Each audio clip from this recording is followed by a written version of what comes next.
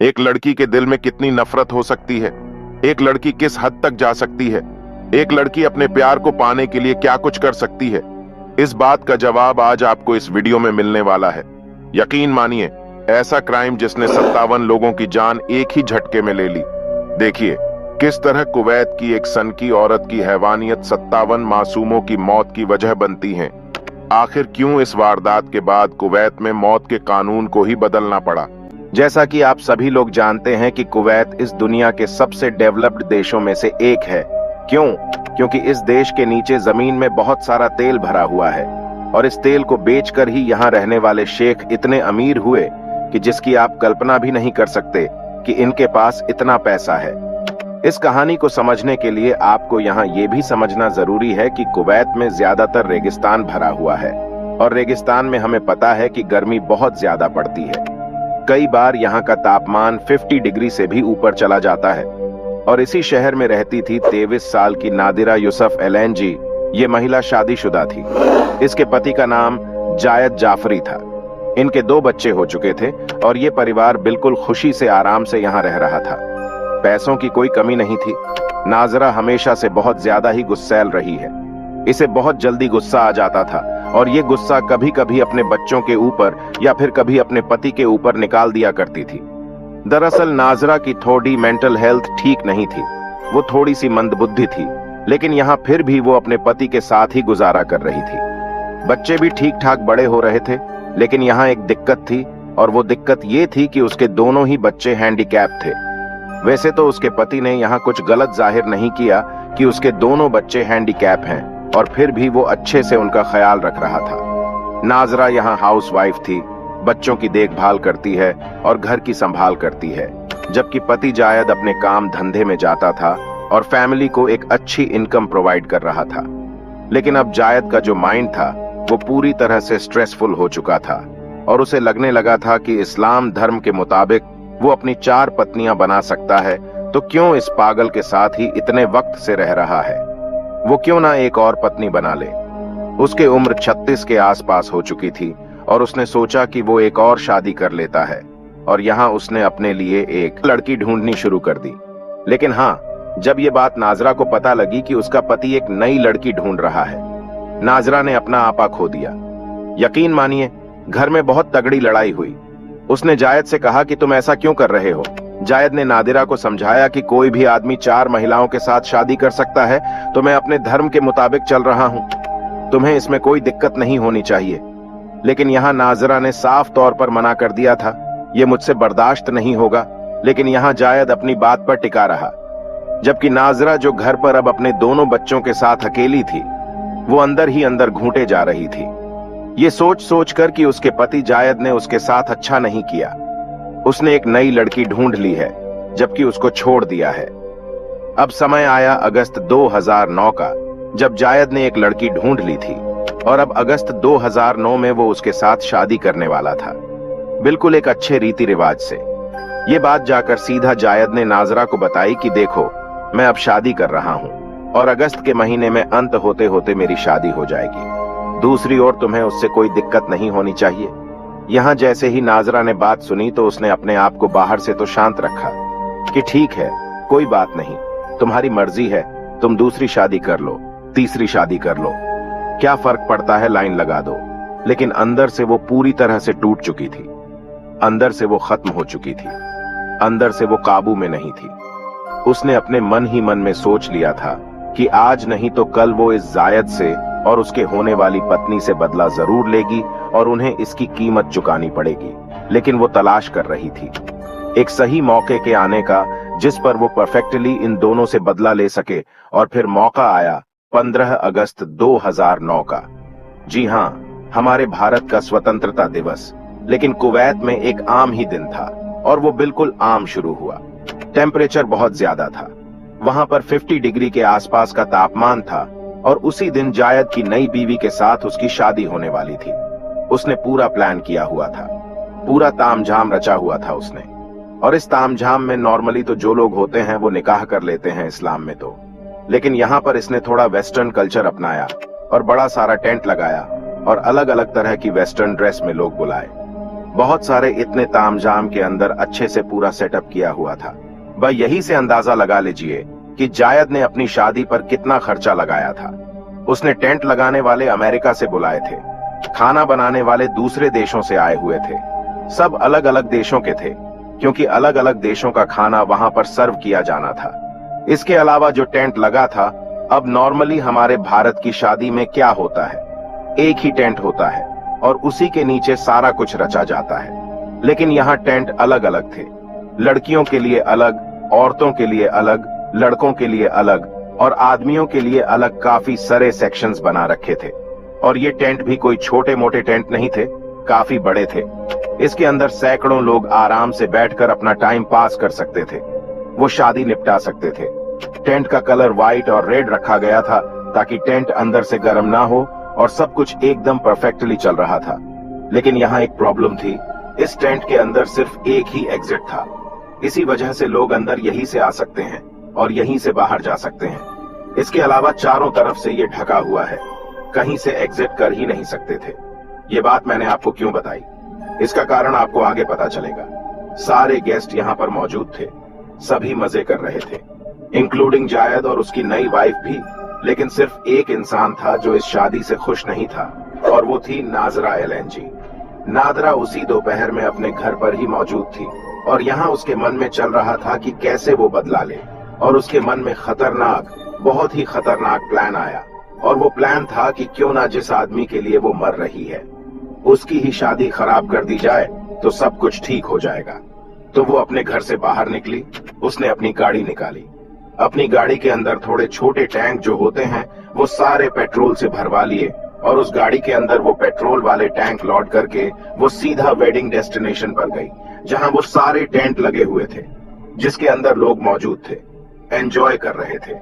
किसी को नहीं पता था कि उनकी मौत उनके पास धीरे धीरे चलकर आ रही है। पेट्रोल भरवाकर सीधा वो लोकेशन पर पहुंची और बाहर से ही, जी हाँ, अंदर वो नहीं गई।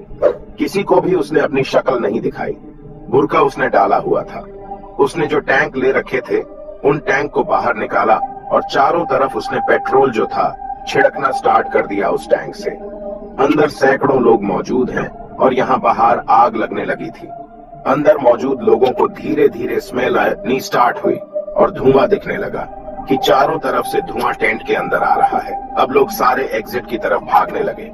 अब आप सोच लीजिए, एक गेट छोटा सा और अंदर सैकड़ों लोग मौजूद हैं, चारों तरफ आग लगी हुई है, तो कैसे लोग एक छोटे से एग्जिट से बाहर निकल पाएंगे?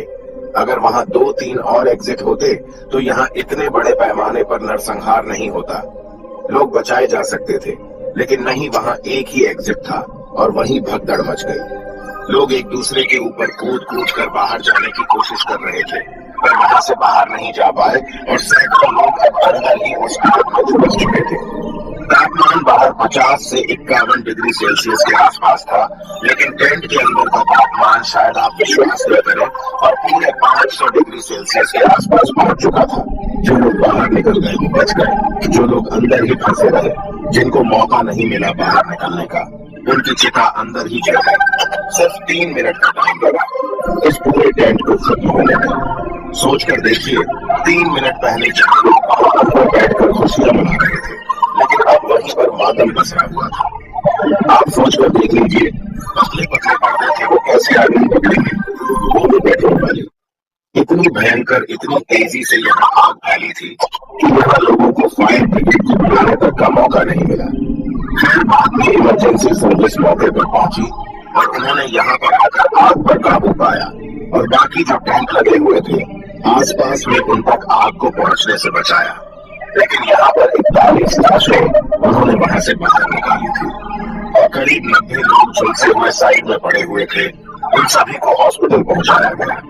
क्या आप इस बात पर विश्वास करेंगे कि वो लोग 41 इतनी बुरी तरह से झुलस गए थे, इतनी बुरी तरह से चले थे कि उनकी पहचान उनकी डीएनए से करवानी पड़ी। जो 90 लोग हॉस्पिटल में भर्ती थे, जो बुरी तरह घायल थे, उनमें से भी कुछ लोगों ने आने वाले दिनों में दम तोड़ दिया और अब मरने वालों का आंकड़ा 41 से उठकर 57 पर पहुंच चुका था।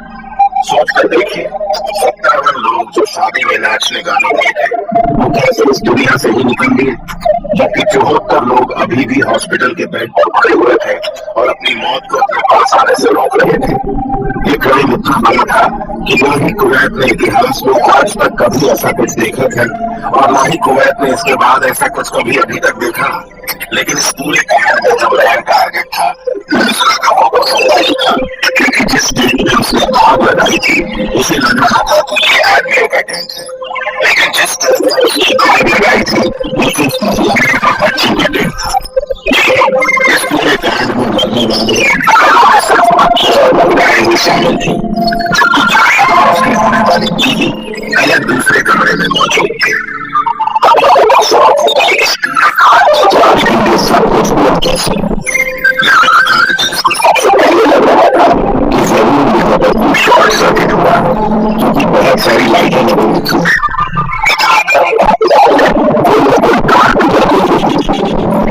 मौत की वजह से और उस वजह से ही उसने आग पकड़ ली। लेकिन जांच करते हुए पुलिस को पास में पड़े हुए पेट्रोल के टैंक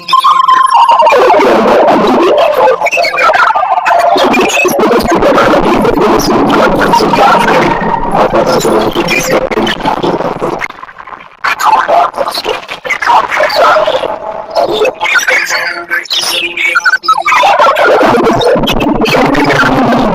पूछताछ की गई, सभी को मेहनत किया गया और दूसरा लोगों को हो सकता है। उसके बाद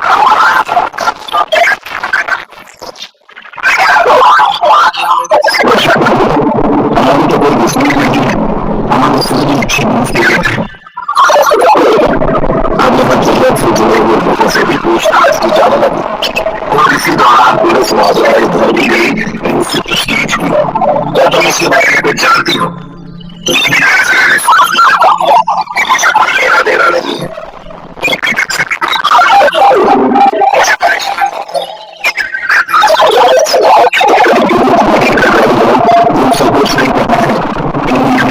कहा कि तुम उसे पुलिस स्टेशन लाकर सख्ती से पूछताछ करें।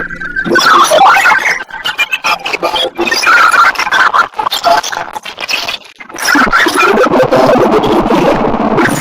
स्टेशन नजर आती है और यहाँ पुलिस स्टेशन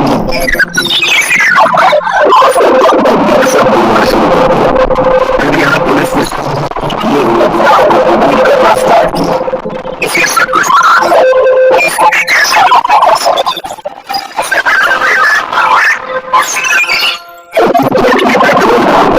आग लगा दी थी, लेकिन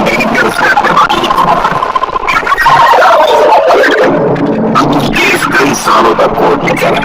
जैसे जैसे टाइम बीत रहा था वैसे वैसे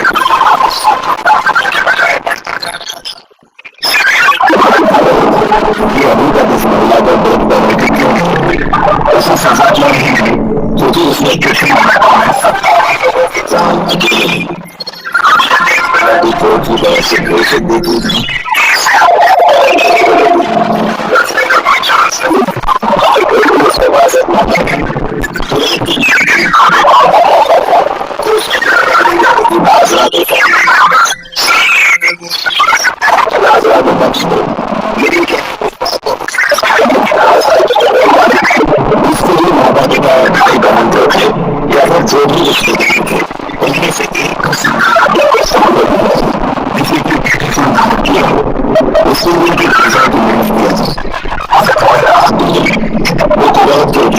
दूसरे महिला थी जिसे कभी जज पैनल की दी गई हो, क्योंकि हमेशा देखा गया है कि कोई भी महिला क्राइम करती है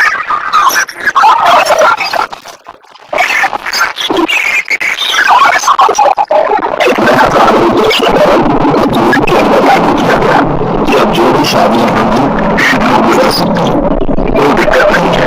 लेकिन बीजेपी की अगर हम कह रहे हैं कि इस देश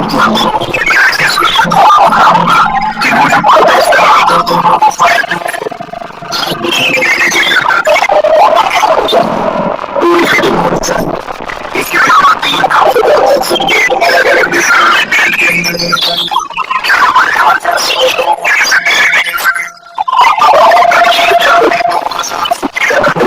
जब तकरीबन 7 साल से भी ज्यादा का समय बीत चुका है इस कांड के लिए और यहाँ इसके की सजा